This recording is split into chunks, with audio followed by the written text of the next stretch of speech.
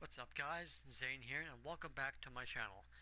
In this video I'm going to go over my top 5 hardest primal fights in Heavensward. Now this is just my opinion based on the trials and tribulations I went through to kill these 5 extreme primals. So without further ado, let's get into it. So coming in at number 5, we're going to have Sophia.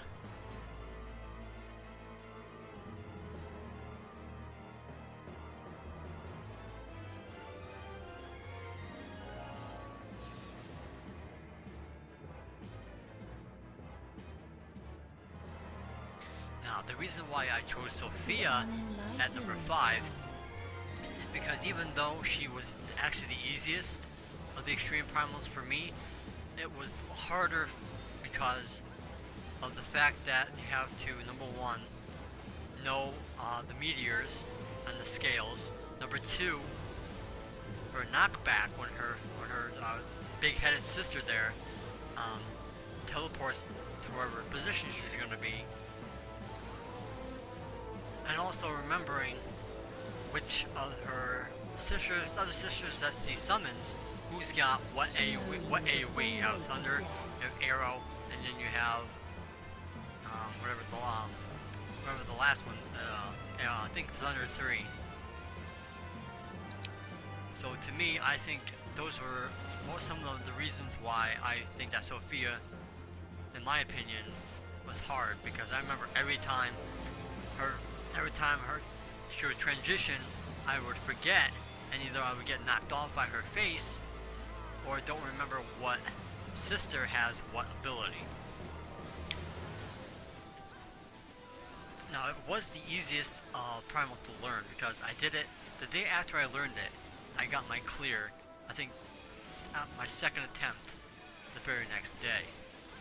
So, Sophia was pretty much the easiest of these 5 primals, but I still had trouble with them. So that's why Sophia is at number 5. I also had a lot of hard times when if I wiped myself or somebody else gets knocked off. A lot of the times I would forget what her next move is, and then I get so confused because sometimes I won't see the meters drop, then everything tilts, and I would be like a little bit frustrated because I didn't see her, I didn't see the lines and everything, so I was so focused on who died, and if it was me, I was so worried about my HP, my TP, and where her mechanics were going to come next. So that was another problem that I had with Sophia. Even when I farmed it, those were the problems that I had during this fight. So that's why Sophia is going to be on my number 5 list of hardest primals of Heavensward. Coming at number 4, we got, of course, Ravana.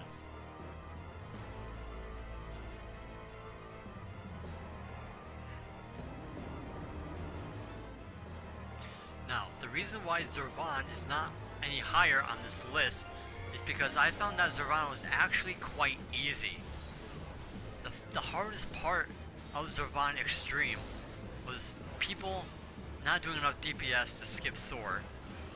2, when Soar did eventually come, people didn't know where they were going to go.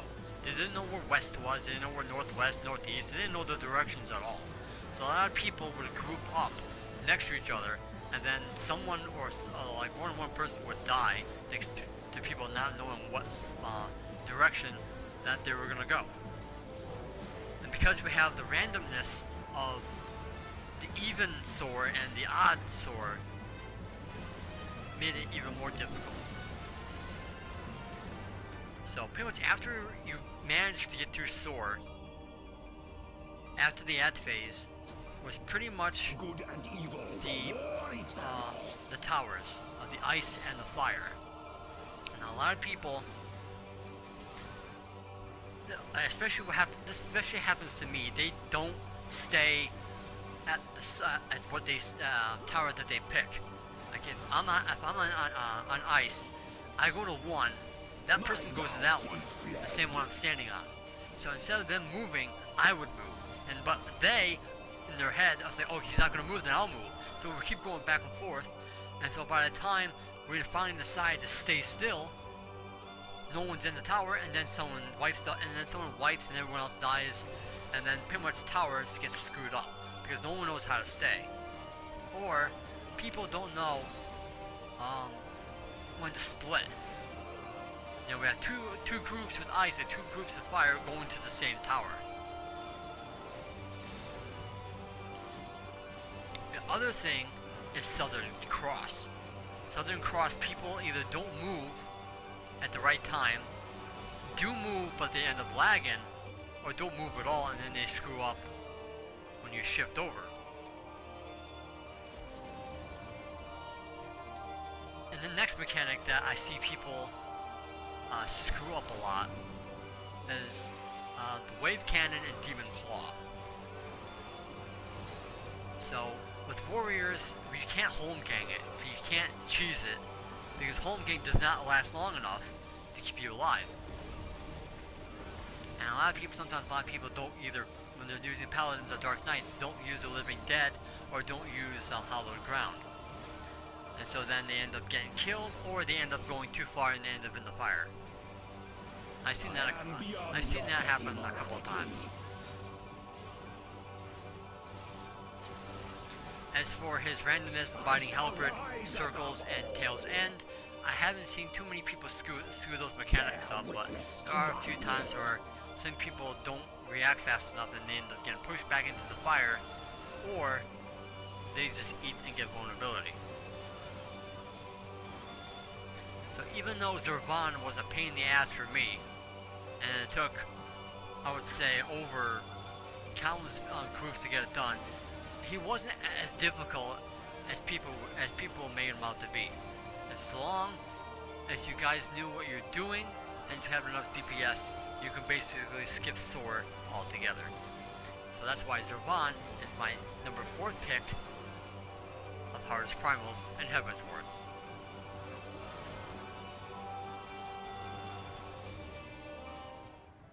Coming up on number 3, we have my brood brother, Nidhogg.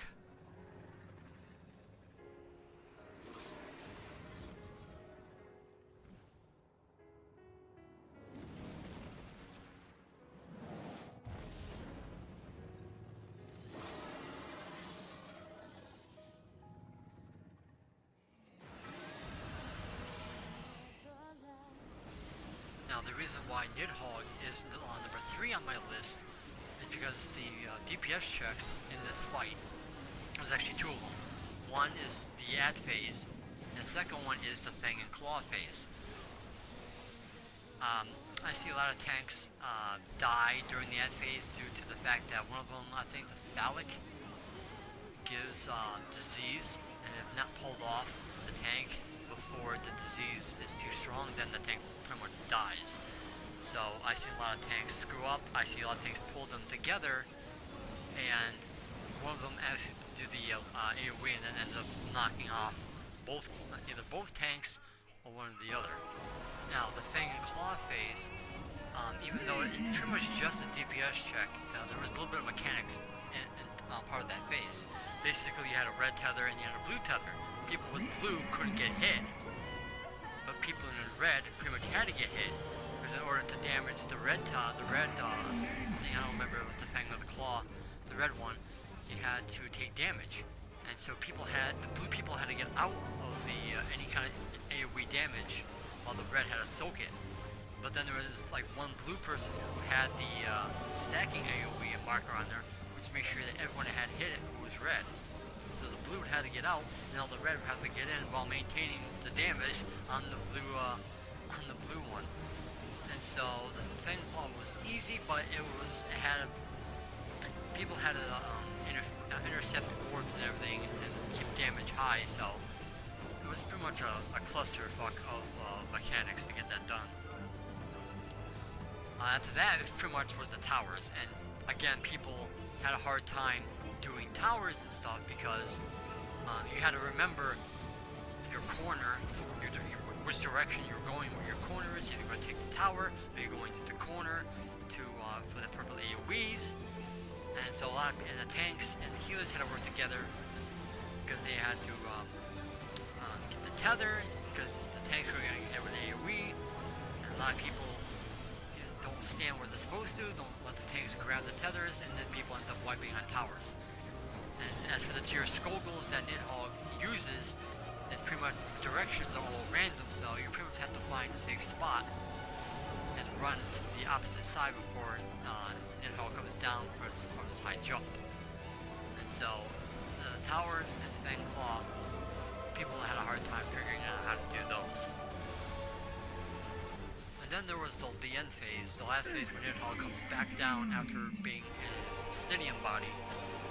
He drops down, does the dive bomb, and then in the last phase, he does Akmorn, and then he does the Sable Price Orbs. Now the Sable Price Orbs was a pain in the ass because you had to stack up everyone had to stack up on each other, and the tank would be in the front tanking them. So when Forward Roar goes out, the black AoEs would be in contact into one little area, you would run forward, and then the fireballs would explode out the corners going on in a certain square, and everyone would have to run to their corners because they were going to drop more AoEs. And then you have to run back in to prepare for another Akmorn, and then he'll do another Sable Price Orbs, where you pretty much had to go to the corner of the last Sable Price Orbs popped, move up forward when Horde Roars goes out, and go all the way to the back of Nidhogg to dodge the last Sable Price Orbs plus his hot tail. And a lot of people would either get clipped by the Sable Price Orbs or get hit with hot tail. Either one would survive, but you would be pretty much a burden to the rest of the group because they would have to heal you and do the burn. And then you would go back to Akmorn again, and each one would get more and more stronger the more the fight goes on. And so that is pretty much why I chose Nidhogg as number 3 in the top 5 hardest primals of Heavensward. Coming up on number 2 is, of course, King Thoradin.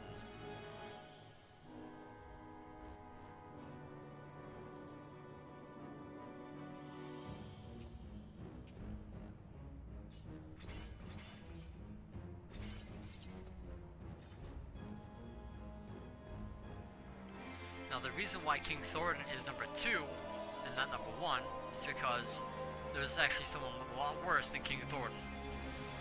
King Thoradin, in my opinion, was the second hardest because there was pretty much a clusterfuck of mechanics that you had to do, including dealing with the Knight's 12, King Thoradin's Dragon Eyes and Dragon Eye and Gaze, not to mention the big Dragon Eye that appears on the outside of the arena, plus the firewall. When all three of those things, and plus the Knight's 12 combined, made Thoradin the hardest, probably the second hardest primal for me.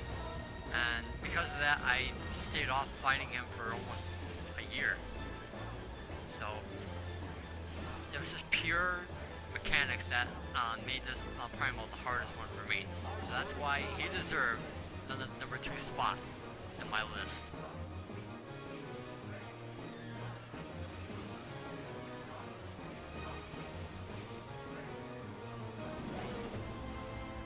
And of course, number 1 is, of course, Ravana, one of the original primals when Heavensward first launched.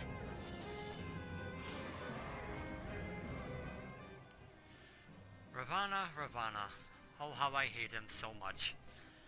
Ravana was the hardest primal I've ever had to fight, due to the fact that it took me weeks to do it. Because we had the Doman gear, which I think it was like 160 or 170, whatever, made this fight extremely hard. One part that I had most toughest part of it was that a lot of people didn't know where to go when his X fire came on the arena. People would go either to someone else's corner with their AoE, so they had like 3 in one corner, 2 in one corner, and people wouldn't separate, and then they would wipe us out. I had 2 healers one time didn't separate, wiping the whole thing, and we didn't win. And another time we had Ravana at 1%, and he enrages, which pissed me off to no high's end. Another part of the fight was when towards the end, where he had the 2 tanks who had praise, and then he had the purple AoEs going out as well, was also a difficult part because for me, I didn't know where the hell I was gonna go. And to continuously hear him say, dancing to the song of Ringing Steel, drove me freaking crazy. So that's why Ravana deserves my #1 spot on my list of hardest primals.